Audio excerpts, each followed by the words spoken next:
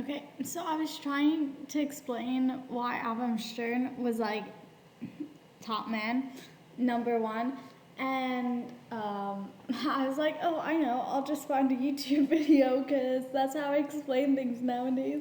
And then there was none, and I was like, this is an absolute disgrace. Okay, that has to be rectified, and when you see a problem, you just have to make your own solutions sometimes. So here is the definitive number one source about why Avram Stern was factually the best and literally a hero. Thank you very much. Okay, so a few things you have to know about him. As a kid, he fled from Poland when he was a kid, like super little, tiny. And then he went to Russia, and then at the age of 13, he was separated from his family. And then at the age of 18, he was like, I'm gonna move to Israel because why not? I want to be there. So then he did. And when he got to Israel, he was like, let me think, what am I gonna do? Because I believe that Israel should become the Jewish state. What am I going to do? So he goes to Hebrew University and decides to become an art major, okay? He's like, I'm gonna destroy all of Israel's enemies by learning Greek. You know what? Like, when I first heard this, I started laughing, but you know what? In the end, he had the last laugh because it worked. He did. He won. So, like, maybe I should be studying Greek in college. Who knows? Okay, so first he was like studying university, blah blah blah, and then they were like, oh, we're not really big fans of how people keep ignoring Jews unless it's to kill them. So like I think that we should fight back. And so the Haganah was started. And he joined the Haganah during like the 1929 riots where basically a bunch of people marched from Jerusalem to Hebron, and they were like, oh, we're gonna kill all the Jews on the way. And he was like, no, psych. And he stood on the rooftops and would shoot the mobs and defended a local synagogue, which is like pretty cool in my books. Pretty A-okay.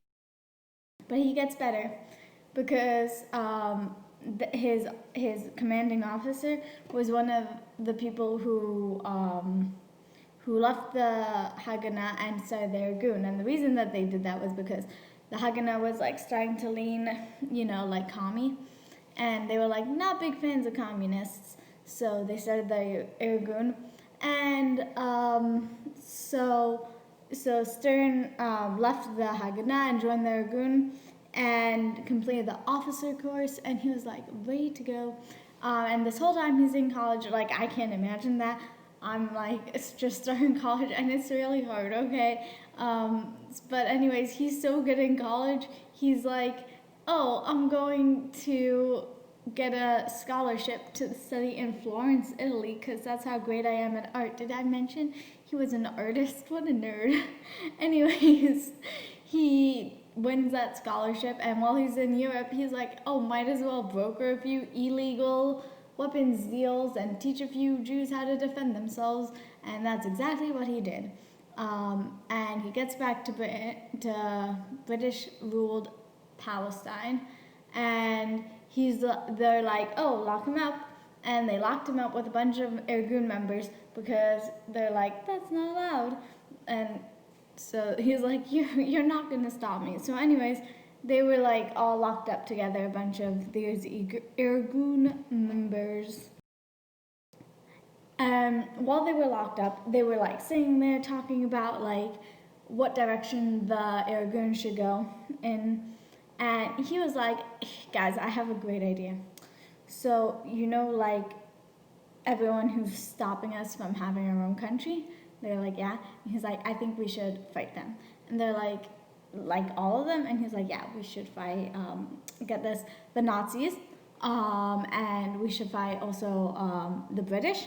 and also the Arabs, and also like anyone else who says no to us. And they're like, you can't do that, Avram.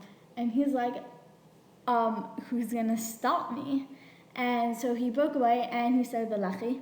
And I think it's really funny because a lot of people called it the Stern Gang, and that's so funny to me. Like, okay, don't join a gang, but if you were going to join a gang, the Stern Gang is the way to go. I think that, like, in my head, Stern is like just a classical Jewish name, so it just sounds weird juxtaposed to the word gang, and I love that. I'm in love with words that shouldn't go together, but they do go together.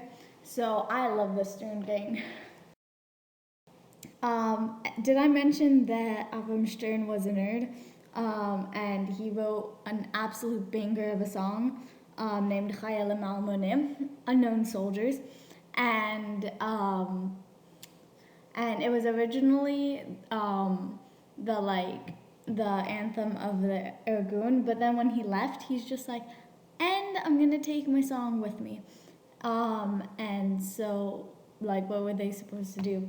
He was the song. Like, he literally lived the song.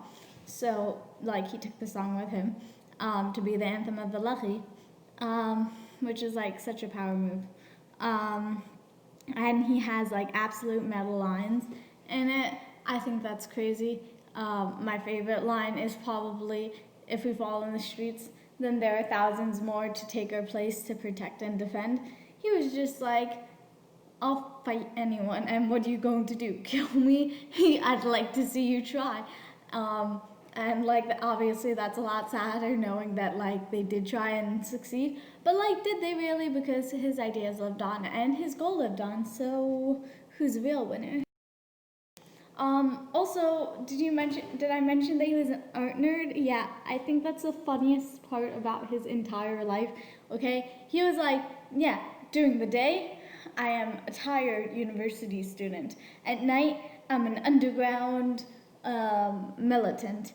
And he like kind of just balanced those two lives, and the balance is really funny. Did I mention that I like things that are juxtaposed that aren't supposed to be? And he was like, yeah, so like part-time I go boom boom, but part-time I write newspapers.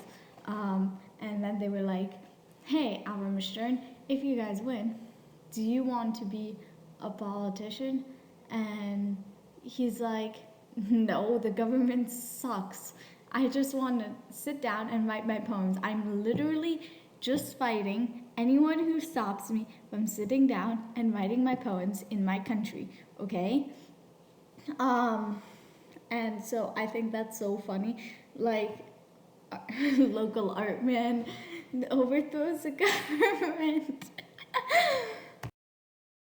Okay, and finally, like, a lot of people are like, oh, he was a criminal. Like, the law is always supposed to be listened to. Like, listen. I'm not saying that anyone should be breaking the law.